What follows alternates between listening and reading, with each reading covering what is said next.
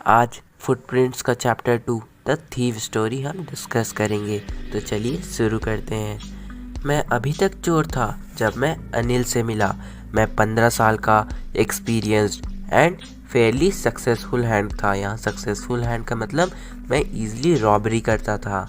मैं जब अनिल से मिला तो अनिल एक रेसलिंग मैच देख रहा होता है और अनिल 25 इयर्स का, tall, easy looking, easy going, kind और सिंपल होता है मेरे पर्पस के लिए।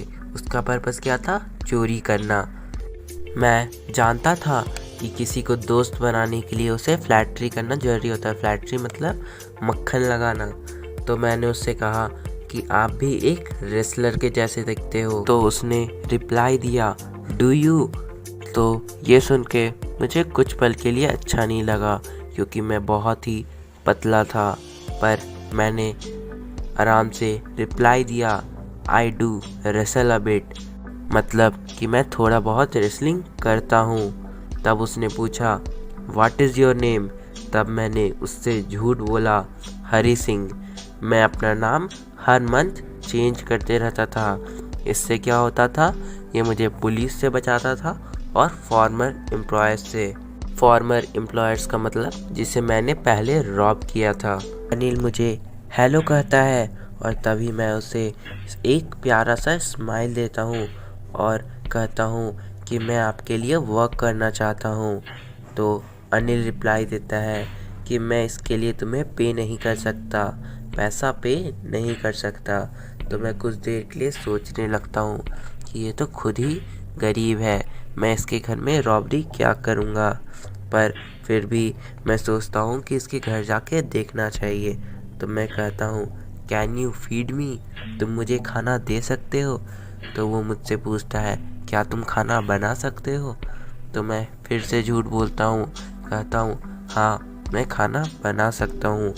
तब अनिल मुझे रिप्लाई करता है कि अगर तुम खाना बना सकते हो तो मैं उसी खाना से तुम्हें फीड कर सकता हूँ। नील मुझे अपने घर ले जाता है जो कि जमुना स्वीट शॉप के ऊपर होता है और कहता है कि तुम बालकोनी में सो सकते हो। और उस रात मैं खाना बनाता हूँ, पर वो खाना इतना गंदा होता है कि अनिल को उसे कुत्ते को देना पड़ा, मतलब डॉग को देना पड़ा।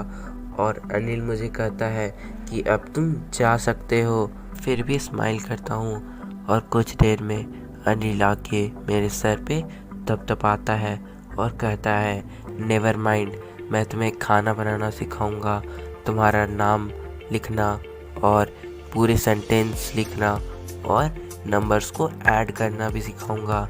ये सुन के मैं सोचता हूँ कि अगर मैं एक एजुकेटेड मैन की तरह बन गया तो मेरा कोई लिमिट नहीं होगा जिसे मैं अचीव ना कर सकूँ।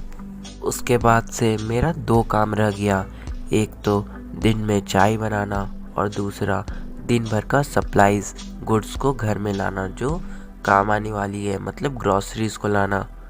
और इन सब से मुझे 1 रुपये का प्रॉफिट भी हर दिन हो जाता था। और अनिल ये सब जानता था, पर वो ये सब को गौर नहीं फरमाता था, इस सब से माइंड नहीं करता था।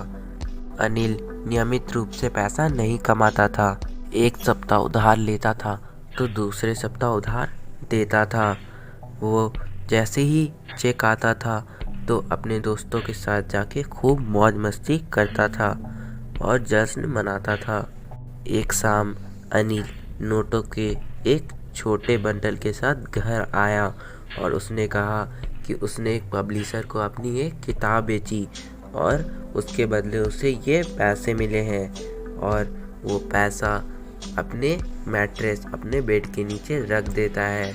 और ये सब हरी, जो चोर था जिसने अपना नाम हरी बताया था, वो ये सब देख रहा होता है। ने हरी को एक घर की चाबी भी दे रखी होती है जिससे वो कभी भी बाहर जा सकता है और कभी भी वापस घर के अंदर आ सकता है।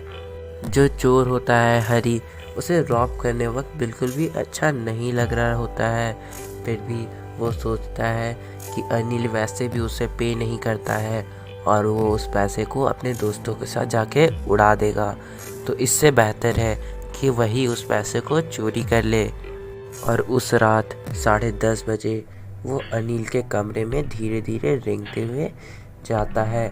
जब अनिल अच्छे से सो रहा होता है और उसका फेस बहुत ही क्लियर होता है।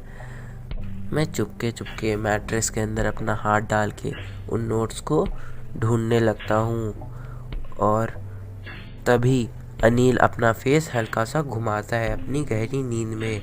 मैं उस वक्त थोड़ा सा डर जाता हूँ, पर फिर भी मैं उसे कंटिन्यू रखता हूँ उसे रॉब करना। और जैसे ही मुझे पैसा मिलता है मैं वहाँ से अपने धीरे चाल में वहाँ से निकलने लगता हूँ। दोस्तों, आपको ये चैप्टर कैसा लगा? पार्ट 2 देखने के लिए नीचे दिए गए डिस्क्रिप्शन लिंक में क्लिक करें और मेरे चैनल को लाइक सब्सक्राइब करना ना भूलें।